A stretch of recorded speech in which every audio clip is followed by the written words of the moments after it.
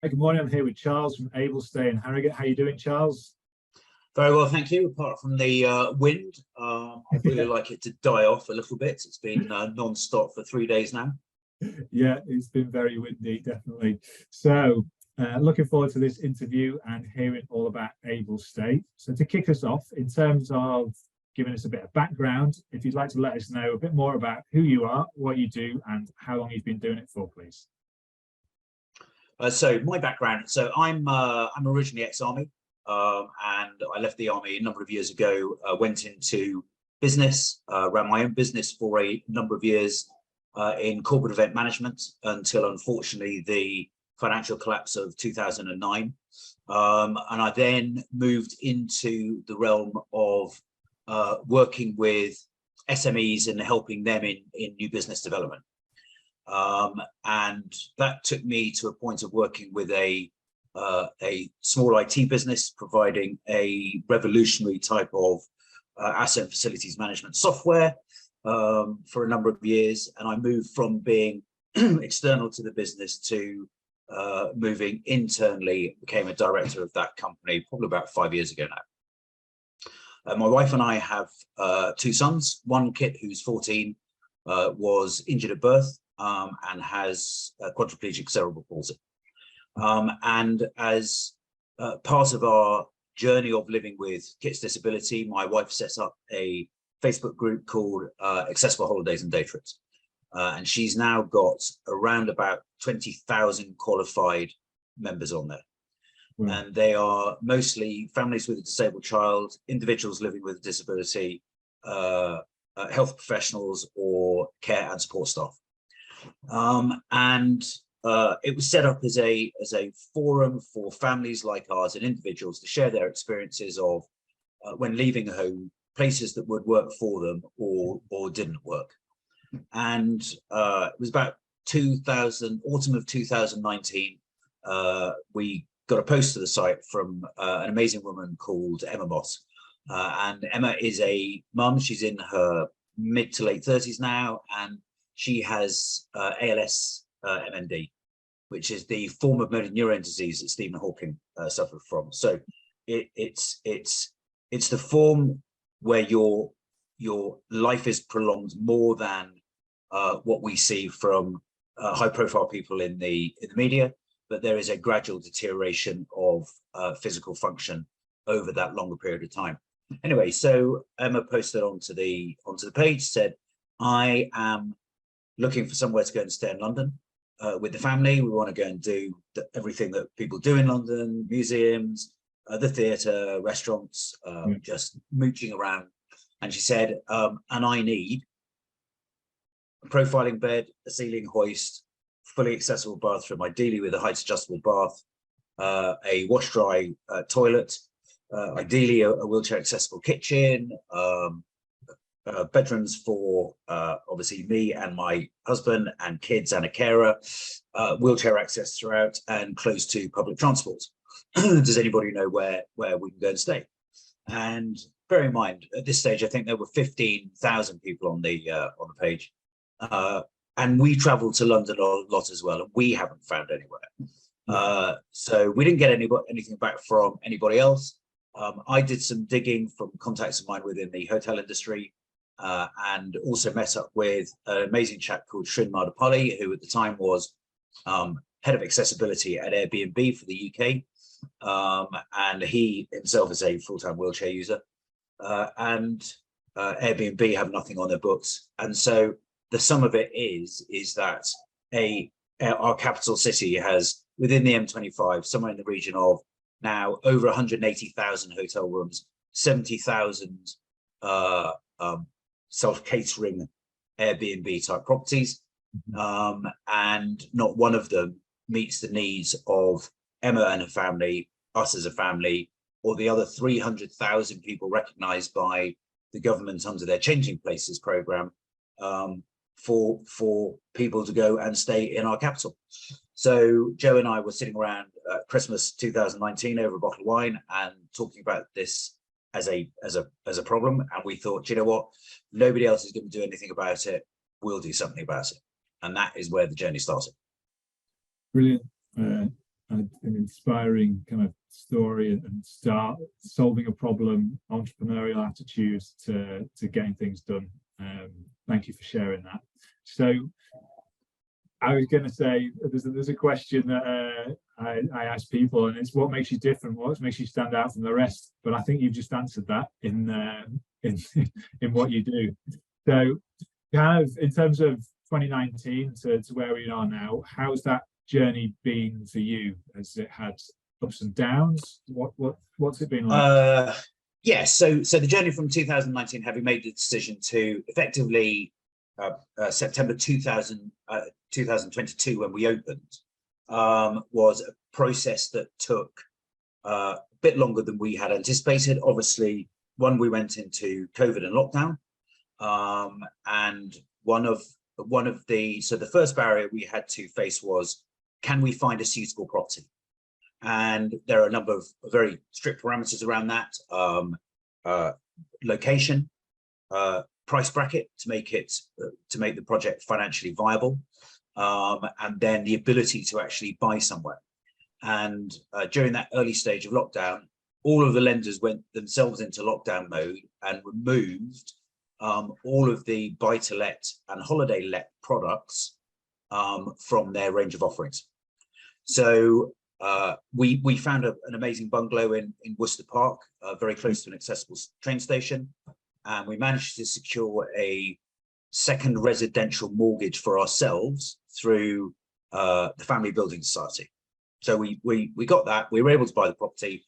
We then had to apply for planning permission because the local council had a very strict policy on maintaining as much residential property as possible. So we had to put forward a case as to that there was going to be greater benefit to the wider community in change of use from a residential to effectively a guest house stroke hotel.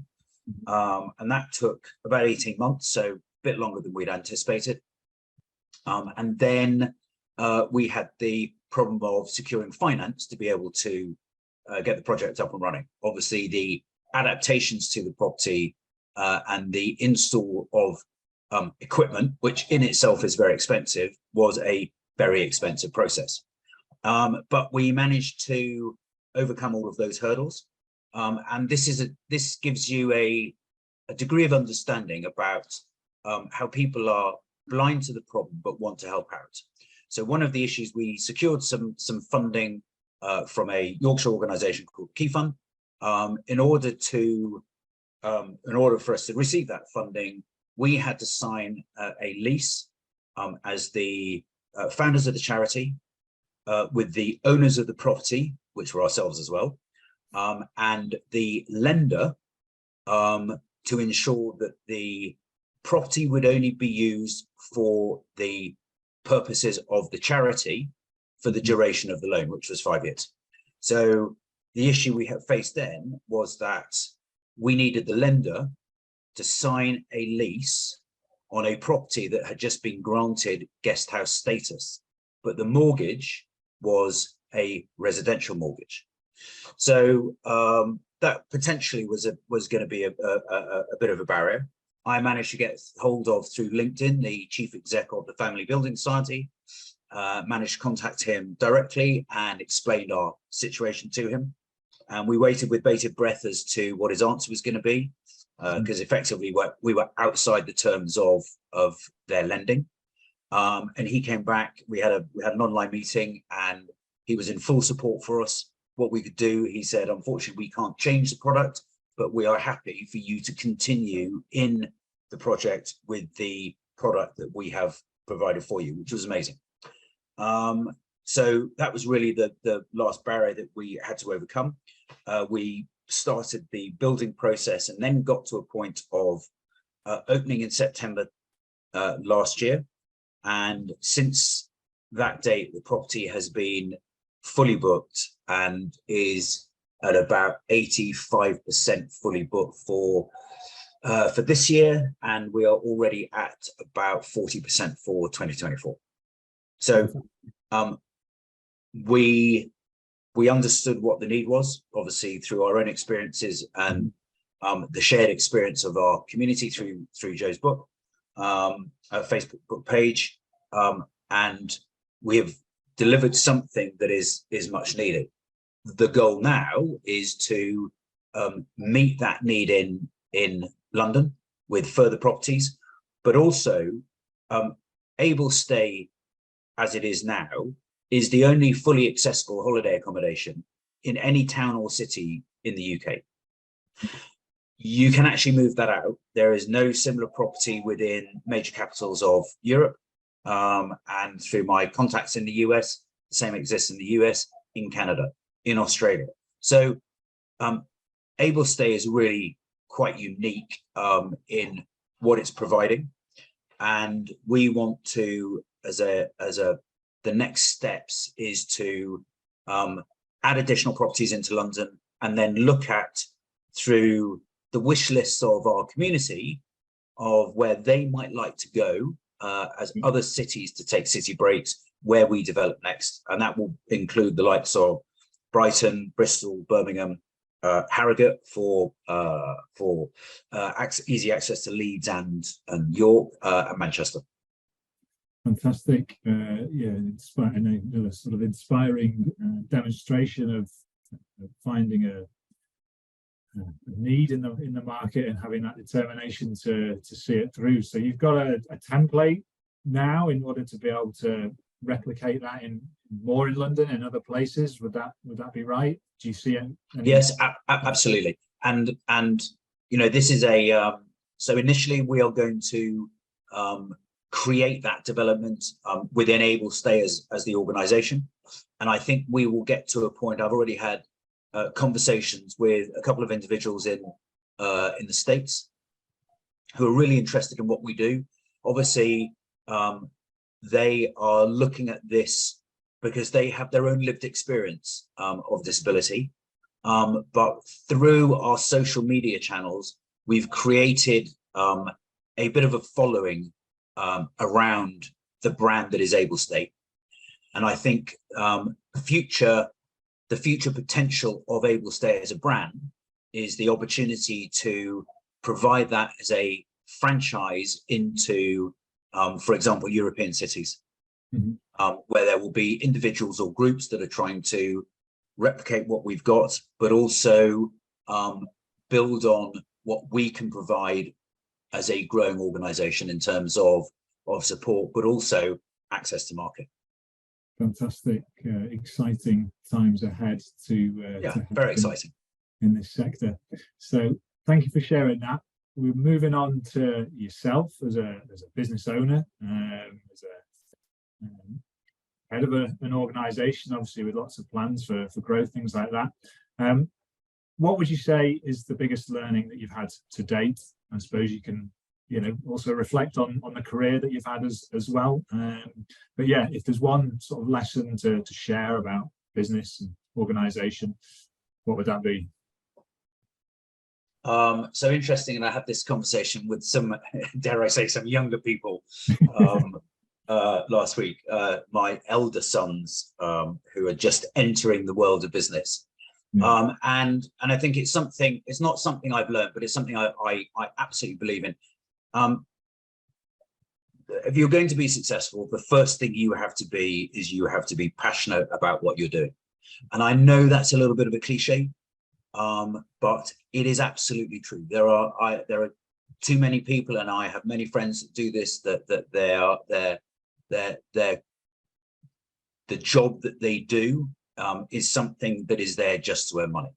And unfortunately, I think when that is the case, and irrespective of how good that money might be, but if you're not invested in it personally, then your opportunity to deliver as best as you can do is compromised because you don't wholly believe in what you're doing. And it's that classic of that always clock watching 4 or 5 o'clock type thing. So I think a commitment through belief and passion for what you're involved with, what you're doing, whether that's running your own business or whether it is working for others. And the other most important bit is the ability to communicate clearly. And there are so many times when I see opportunities that have been missed by others Mhm. because of a lack of understanding between parties. And that comes down to purely the fact that people haven't communicated clearly enough what their message is, what they want, what they're trying to deliver or provide. And so, and again, this is what I said to the younger people earlier on in the week, is just make sure you communicate exactly the message you are trying to get over, and you do it clearly, and you listen to what the other person or organization is trying to tell you as well. Brilliant. That feeds into, I was going to ask you about any piece of advice for younger people, but you've answered that there, which has been really good. And I think that's really good sound advice and sound lessons that you've shared there. Definitely on the passion, because you've got to have that drive to see things through, and it gets a bit tiring if you've not got a full investment of yourself into something, if you've decided to give it a go. So thank you for that. Absolutely. I'm going to ask another question around inspiration, and there might be obvious answers, but I don't like to assume things, and it'd be great to get your answer to this. But what inspires you to do what you do? What is that passion? As I say, it may seem like an obvious question for what we're talking about, but I am intrigued to hear it from you. So I think both Jay, my wife, and I consider ourselves exceptionally lucky to be in the place we are at the moment, and one of the reasons is the inspiration in the first place came from obviously our lived experience with our son, but also the experiences of other people within our community, and the opportunity to be able to deliver something that then provides such a level of reward in what we get back from people that we interact with around Ablestay is amazing. And sometimes that reward is something that is lacking within a more corporate environment. But having said that, the feedback we get from our connections within the corporate environment, which are primarily financial investors, because we are involving them in something that they were totally unaware of as a need, the way that we are delivering the solution and the opportunity for them to be part of that journey is amazing.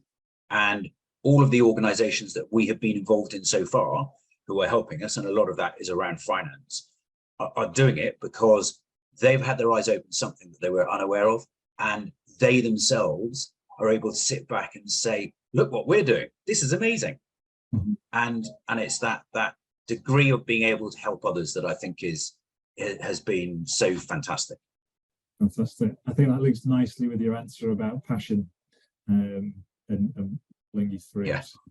Thank you for that. So lastly, is there any latest news around what you're doing that you'd like to share in terms of something prominent that you want to share, or even if it's a case of directing us towards the Facebook group, your website, where we could look at the facility you developed and book on and see what you're up to? Yes, absolutely. So there are a couple of elements here. So the website is very easy. It's ablestay.co.uk, and there's a short reel on there that again goes over the story and the journey and shows the first property. One of the things that we will be looking for is support from businesses across the UK to support families in the regions that they're in, to help a family have a visit to, obviously at the moment, to London. In a 3-day stay at Ablestay costs roughly about £1,000. There are an awful, and already we're fully booked. But there are an awful lot of families that that can't afford the £1,000 for the 3-night stay, the travel to and from London, and then the cost when they're down there.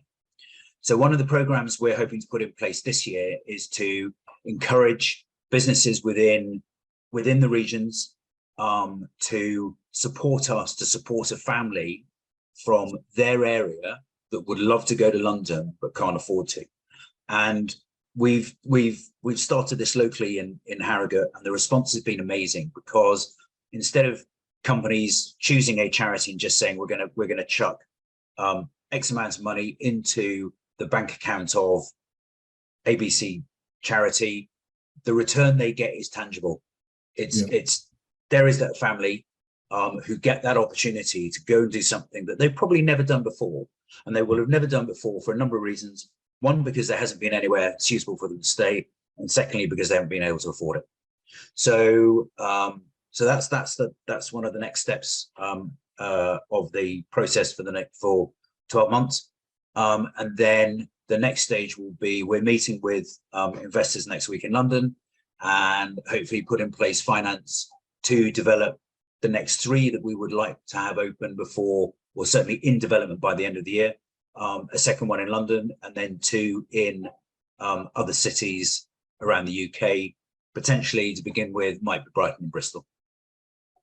Fantastic.